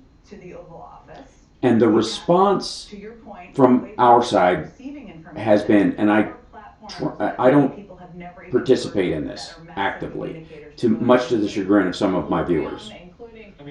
But I don't participate in the if they're going to lump everybody into one group, I find that just as racist to protect them as one big group in the kind of random way as the initial act of slander, because I believe humans are humans, and whatever your background is and wherever you came from, there's a variety of thoughts, feelings, emotions, ethics, all those things that are in you as a human being, and all those things should have the ability to flourish, and you are not just the sum total of your labels. And it's kind of in the conversation about trans rights, which are, again, are going to be handed over to this lunatic. And again, can we control how people react to it and his own thing? No, obviously not. Can we shift how we talk about it in a way that helps? Sorry, is the sound on in this thing? Sorry. Right? So, okay, sorry, I'll mute this other mic's weird. We have to craft how we talk about stuff and not let them trap us in their box. Right? That's kind of crucial. So going forward in this, like I said, I still think there's a path in Pennsylvania, and we shall see over the next couple of days and what Harris says tomorrow. And this, everybody will be, rehashing this over the next 48 hours. No winner yet in Arizona, Michigan, Wisconsin, Nevada, and I also think that if they turn around Pennsylvania and there's a recount because it's too close, there's a lot of options there. But what I would say is that it shouldn't be this close, and part of that, that's the only part that's our responsibility. It's the only part I have any control over, right? I can't, use some sort of array and make people act better or understand things deeper, but it's my if somehow I'm miscommunicating or giving short shrift to an argument, that's on me.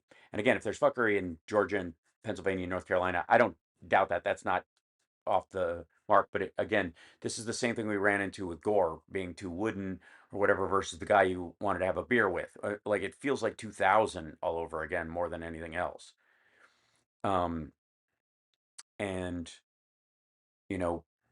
the irony is that Bush v. Gore put Cheney in the White House, and now Cheney's like a living enemy of Trump at this point. That's so ironic and bizarre. But it is like I'm just always about taking responsibility myself for how I talk about stuff. Right? Yes, it's still 266. Insofar as I know. And again, even if it's 266 or it goes over the top because they give them Alaska and the one vote from Maine, if there's a recount in Pennsylvania, it takes it away, and that's that, right? What they're really showing is the House and the Senate at this point. And a lot of this, again, is there a possibility it's all fuckery? Of course. But where it isn't, or where it's possible to even hide it, is where we can take responsibility for it. And I think one of the things that answering homogenous attacks with homogenous defense, and I'm not quite sure what that looks like insofar as how other people do it. I know how I would address it, Yeah. But I will work on how I help you guys address it in that regard. Fox jumping the shark, no doubt. With the outlets are so confident with no fear of mistake. No, I don't think so. I mean, NBC has not called MSNBC has not called it. They've called um, Philadelphia, they've called Pennsylvania, but they have not given it to Trump because of the other states, and they're holding off on them. I would be curious to see if this time tomorrow morning or tomorrow night rather, if they've done a count in Philadelphia and the surrounding area, and then they cure some ballots, and then they get very, very close, and they ask for an automatic recount because it's in the narrow field, and then things shift, and there you go. But I feel like one of the things that will help us, and I see this all the time, and it's probably like you guys see how I push back when Tara does it sometimes when we talk about it, is answering a homogenous attack with a homogenous defense traps you in doing so, right? And so you feel like um instead of uh I mean, this deals with immigration, this deals with LGBT rights and women's rights, and all this stuff. Obviously, a big bunch of women on the Republican side did and always seem to vote against their own rights because they don't think it's a right. And it's not as simple as they want women to die of ectopic pregnancies or whatever, that kind of thing. It's that they're deluded into thinking that, you know, babies you know, are made of angel tears and they can't process anything else. You don't address that person by calling them a Nazi. It just doesn't work. That doesn't mean that some among them aren't that thing. And you got to be able to, again, not attack homogeny with homogeny. Oh, and I wouldn't say 4 more years of this by the way. Oh, I checked my Venmo, but my watch is upstairs. I left it upstairs the whole day. I've been down here with you guys. It's 1 o'clock in the morning. AP, learn not to call it. Yeah, I agree. And MSNBC hasn't called the race itself. They've projected Pennsylvania, but there's still 4% of the vote outlying, and it's still within that margin. I know Kornacki is pushing this, and so is their, area. But if it walks back, were we three? It's 100 and what? That's the 118,000. Yeah, that's well within that wiggle room. And again, it's the lie of how the economy is doing. The economy is going to continue to pick up and do well without uh, you know, any input from Trump and his team because it's on the mend. And what he'll probably do is fuck around and find out and put himself into a recession and be all pissed off, in the middle of next year. That's the reality of it. He doesn't want to do the job. He never did.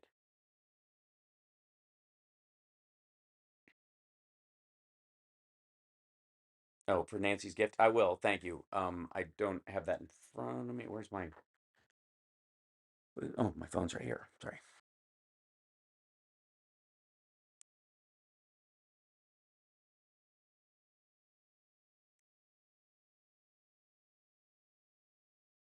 Well, Nancy, thank you so much. My husband and I live on our Social Security, Medicare. Thank you for being here, freaking out. I understand. Thanks for keeping open life. Absolutely. Thank you guys for the marathon. I'm appreciating it. I adore you guys. Um, the issue, again, I think the danger in this circumstance is less about Trump at this point, and it's more like Elon Musk and Peter Thiel and that ilk. The problem is Trump and you know too much of an egomaniac to allow to cede control of anything to that group of people, or too stupid and easily manipulated. That's the issue.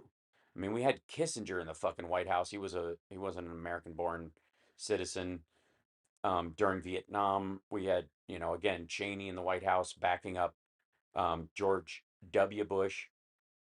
Um, the irony is the one thing that protects in Trump's case in a bunch of areas, and what happened during his presidency was his ego wouldn't let him cede power to other people who might do worse. That's okay, Tammy. I'm punchy too. I'm tired.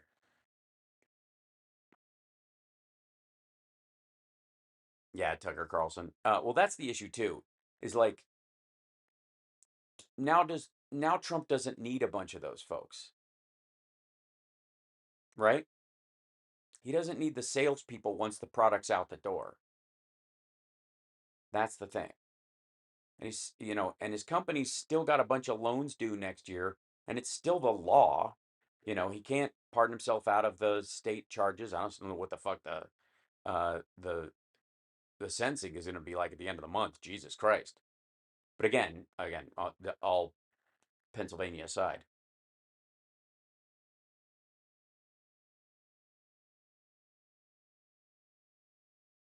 It's worse than the night Reagan won.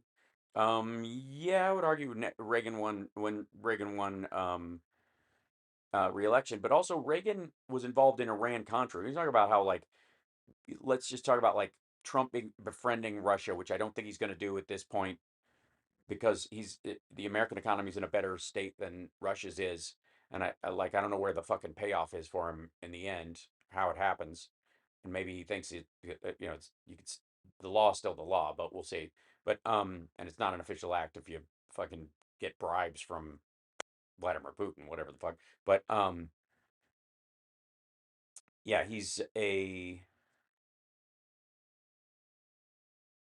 yeah. Even if he pulls out from helping Zelensky, like Biden before he leaves can give Zelensky a ton of stuff, um, and Trump tries to call Putin and call it off, and Putin says no. Then what?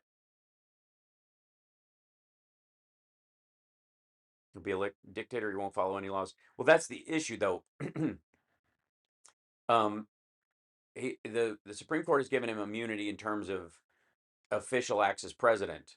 That may be true, but it still wouldn't cover bribery in that regard. So there's a bunch of that. Again, this is just it's unknown territory because he's no longer tethered to the people that helped him get elected, and he doesn't care about anybody but himself. So it's not like he's going to be loyal to them. He's going to seek loyalty in the people around him. That'll be scary. Who can display that loyalty or who is vetted to be loyal? And again, what's loyalty versus a person just waiting for their moment to to to shiv you like Brutus. So I think there's a panic in that as well. Um,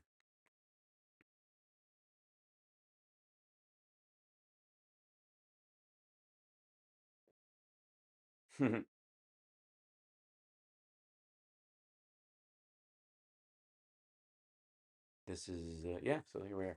So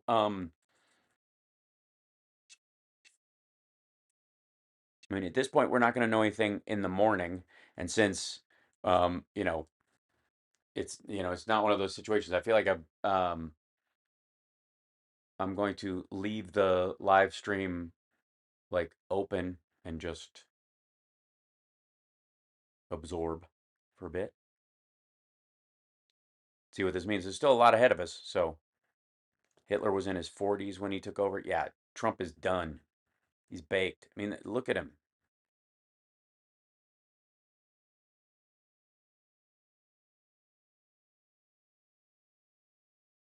The real deep state, right? Well, again, I think one of the points that was made was dog that caught the car.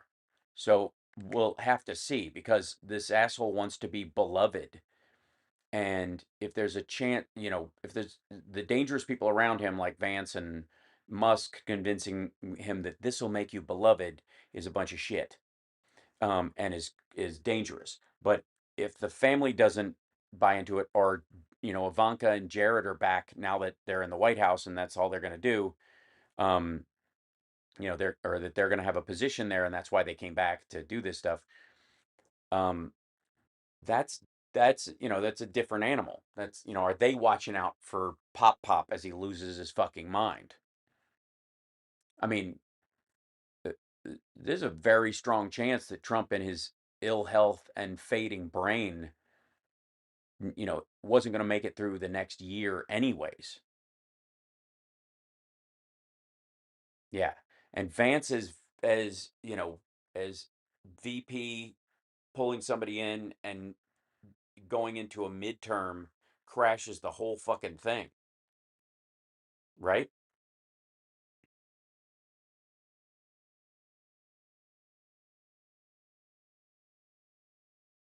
What are they calling? What they're calling?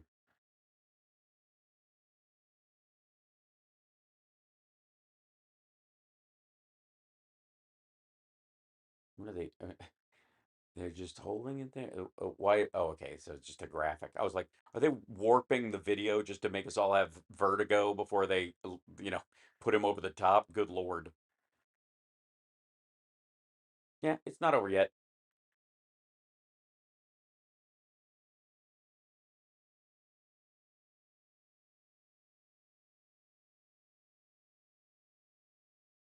They're selling Life Vac ads like an anti-choke device.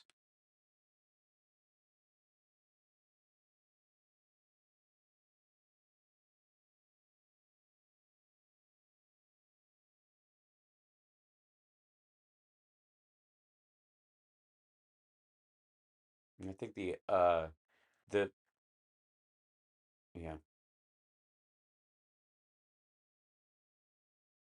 The question is now, like he begged off the whole Epstein files thing and not releasing them, and he's going to release the JFK files and all the UFO shit or some stuff, but he's not going to release the Epstein files, and those will magically fucking disappear. There are people storing those someplace right now where he can't get to them under Biden right now. Like there's fucking rip cords being pulled all over the White House. Like fuck, here we go. You know. Um. So.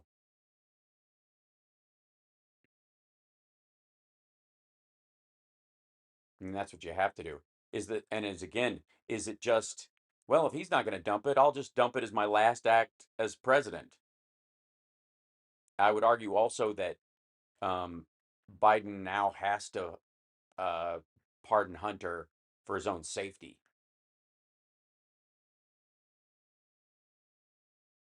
right?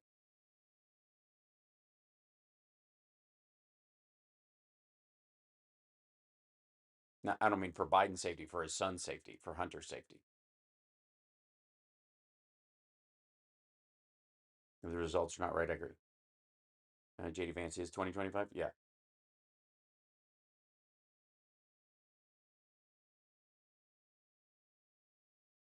Hmm. 7 years old, you're going to nucleus. Um, that won't be necessary. Again, I got to tell you, we've been talking about this on Friday Eye. Like, we're not going to recognize our our world in a couple of years. It's going to be crazy. And so even the shit he has planned is going to be nonsensical compared to what the problems he's going to have to deal with in the shift. You talk about like what automation and robotics, which again, Elon Musk marched his Optimus robots down the fucking street on his little display the other day, and everybody else is working on theirs as well. Like, what what happens when, to Trump and Vance when they're president, when UBI has to start or some version of it, right? Dems have to get over taking the higher road. I agree to some degree. Yeah,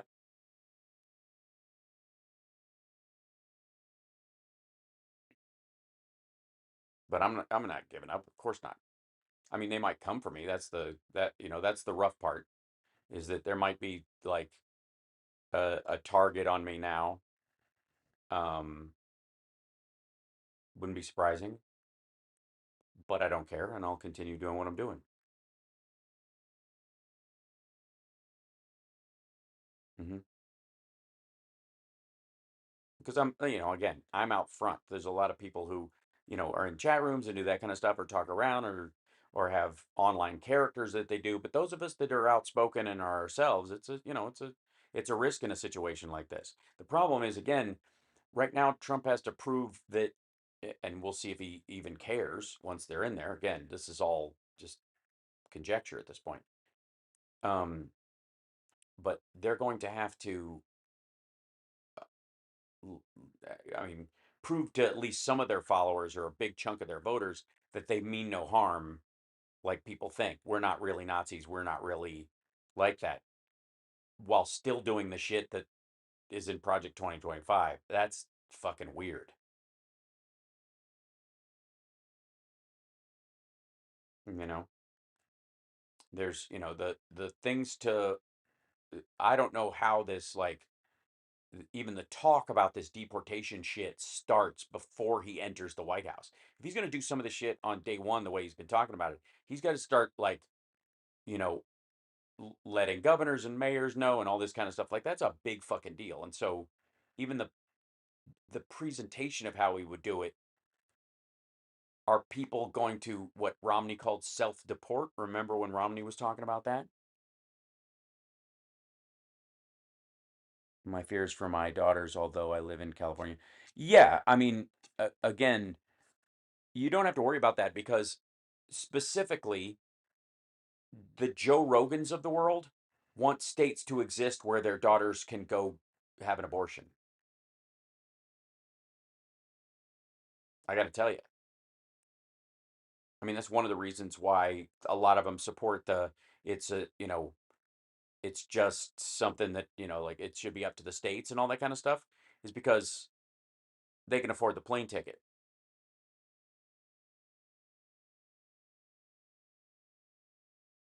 Mm-hmm. Mm-hmm. It's, he's in his like sundowning, tell everybody a bunch of stories phase. Um, yeah, they're still in the same. They're not going to have another jump of this until the morning in a lot of ways, which is where the big massive dumps things come from. It's been holding in Wisconsin for at 4%. Yeah, it's down to 108.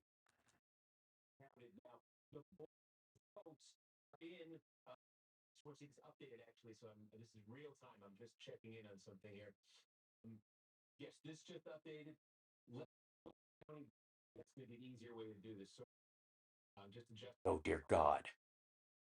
The outstanding vote in Wisconsin is in Milwaukee County. Most of that 120, probably about 105,000 of it is absentee vote from the city of Milwaukee. This typically breaks like 80 to 20 for the Democrats, maybe even more than that. Count that, they tally it up, they report it. So we're awaiting that hopefully very soon. And basically, if the Democrats get what they normally get, out of that vote, you could make next 75, let's say 75,000. Get a little generous with that 75,000. The rest of Milwaukee County, there's some absentee ballots, left there, probably about 15,000. Same deal. We expect to be more Democratic. So look, maybe the Democrats get 80,000 out of it. A very, very. We're gonna flip this in Wisconsin. The other big places, Racine County, we have the same thing. We have city of Racine. What do we think we've got there? We think we've got 30,000. If those were to break, let's give them optimistic assumptions. 2-1 for Democrats. Give that maybe about 10,000 votes out of Racine. Winnebago leading on the city of. Sorry, 30,000. If it breaks 2-1 for Democrats, that's 20,000. Abbreviate that 20,000. And again, if this went really well for Democrats, maybe 5,000 they net out of this. So 80, 90. You're trying to close a gap from about 7,000 votes. They probably need more out of here. That Milwaukee thing has to just be absolutely monster for them, because the other problem, despite all of this, there are a couple of pockets of Republican votes left.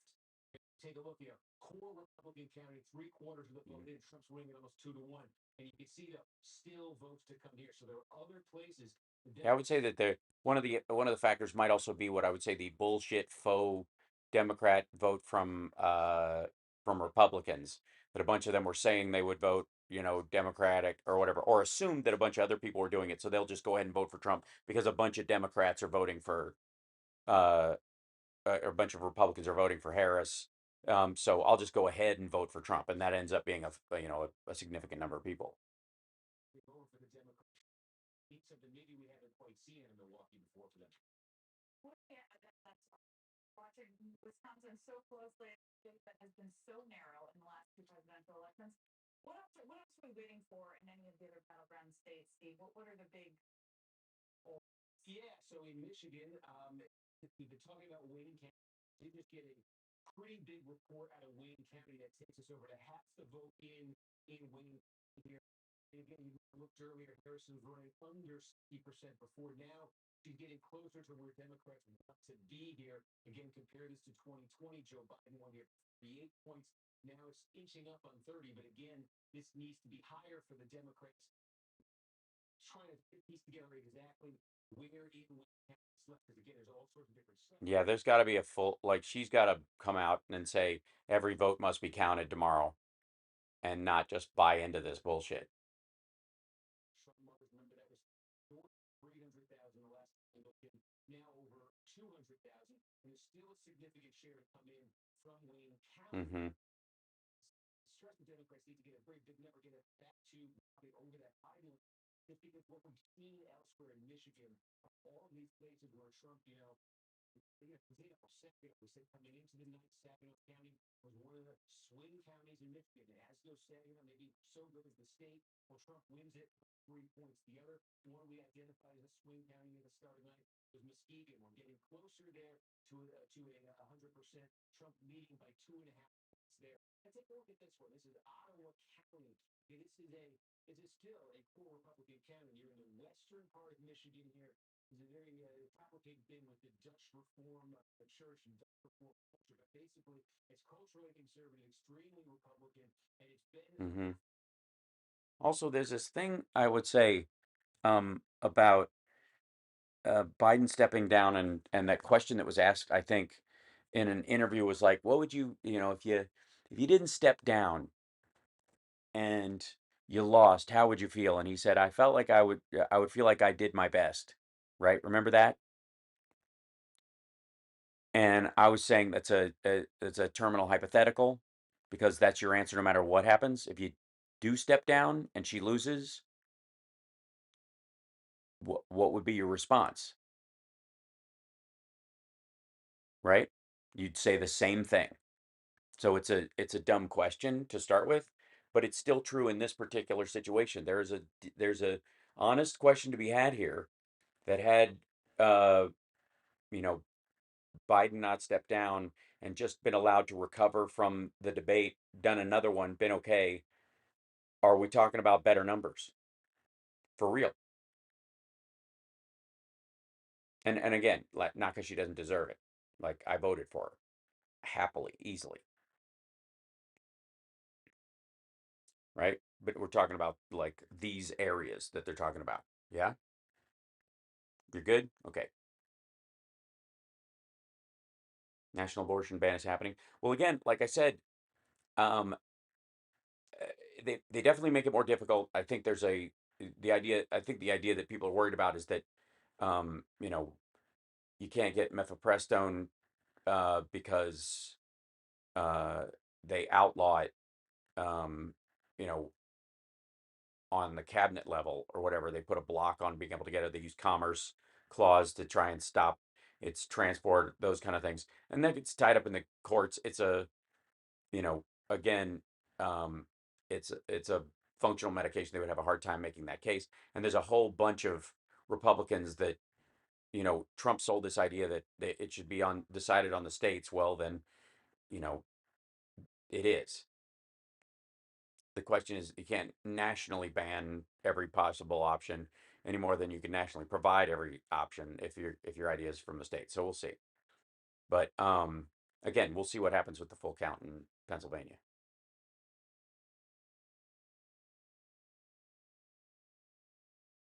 Mm-hmm. Yeah.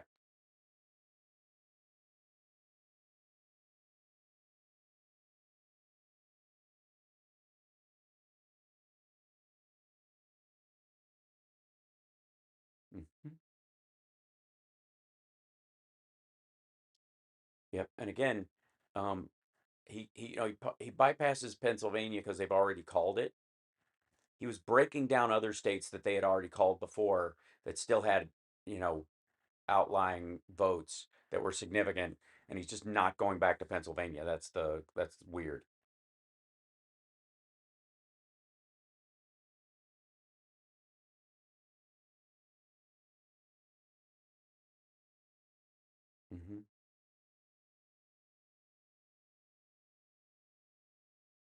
Hmm. Poor Steve Kornacki is the bearer of bad news.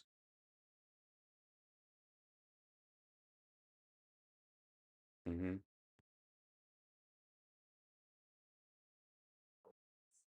Into a couple of these states here because in Wisconsin, I keep asking about because it is a state that has been so close in the last two presidential cycles. It also has an incredible state party chair. Yeah. An infrastructure that is well funded, well organized. Hmm. Kind of bend the mind a little bit. It is also a very white state. It has a lot of rural parts. Jim Messina, what should we understand about Wisconsin and where this is, particularly still be very of the outcome yet? Yeah, with the Senate race hanging around. Yeah. Well, voting is the most interesting state of all. Because to your point, Wisconsin is one of the two places left in the Democratic Party. Las Vegas and Wisconsin have Democratic machines. Hmm. Democratic Party. They were saying for 96 hours, we have this. This is ours. And I really think it's a conversation Michael and I were having. I think it's the ground operation. Hmm. I think it really. Hmm. One, I think. What does culture mean? Because I've been saying this, and I'm like, what do we mean by culture? I really do think there's a whole bunch of voters, Tim, so I think do not think the Democrats see, that do not think we represent the traditional machine got to the numbers they had to get. You talk about it in Dane County. It was the butt kicking that they had in the rest of the states. The machine did not, they kind of, because it wasn't the traditional like voters that used to, they just didn't see this coming because it was bigger. Well, also, those are the same people who automation and robots are going to put out of a job. That's the weird part. And the Democrats are going to be the ones that are like would have done cleanup for them and delivered them to them. And Trump's just going to go, well, you're on your own. It sucks to be you. Sorry, you're obsolete. Okay. Under normal circumstances, I would stay all night, but we're not going to find anything in the next 6 hours, thanks to Steve Kornacki ignoring Pennsylvania. So if it's okay with you guys, I'm going to go to sleep, and I will see you guys in the morning. I will just get up fresh and early and call the 24-hour stream if that's okay with you, and just see you bright and early, and get like 5 hours of sleep. I'll take a vote temporarily, and this is all right. But I do think there's still a vote to be had in Pennsylvania. I think there's still a conversation to be had about a recount in areas around there. We'll see. It's very tight. Mm,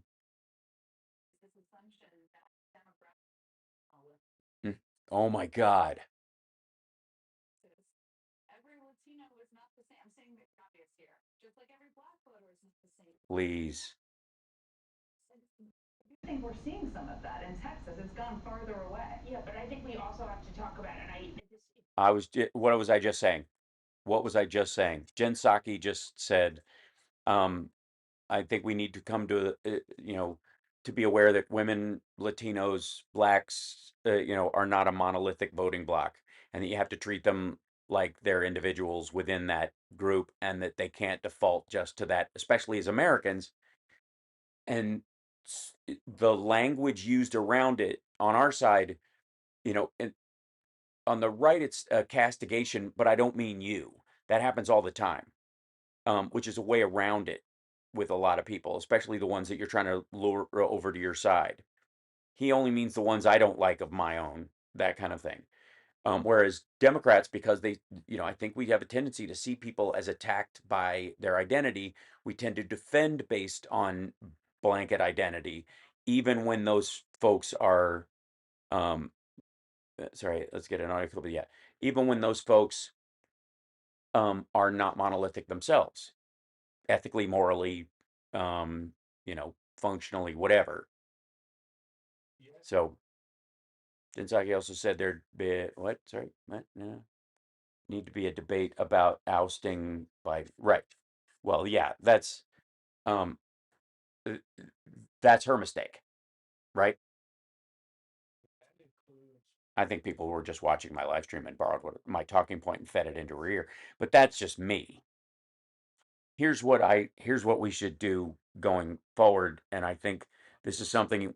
Again, you can only take it to yourself and go, okay, how do I address the person in front of me as a person, even in a circumstance where I don't believe that person is operating in good faith or might be very much a moral, ethical danger to me politically, especially.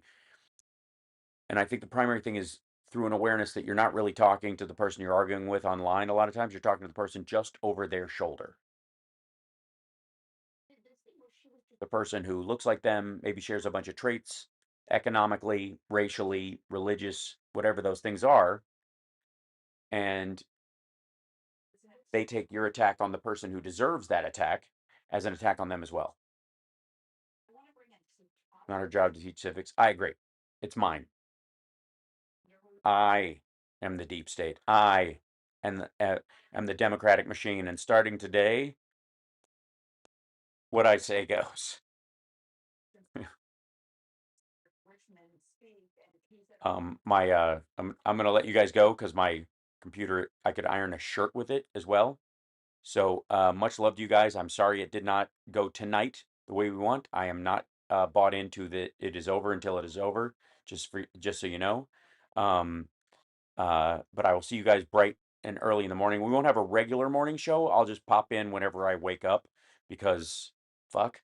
But anyways, I adore you. I promised you we will get through this, and I will do everything in my power to push back on this with the same charm and aplomb that I have, and help guide through it. Yeah, that's all I can do.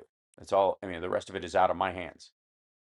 But I do have some thoughts that I will share over time. So here we go. For him to win, including specifically in North Take care of yourselves. Georgia. Did this work? No. Okay, we'll go with this one.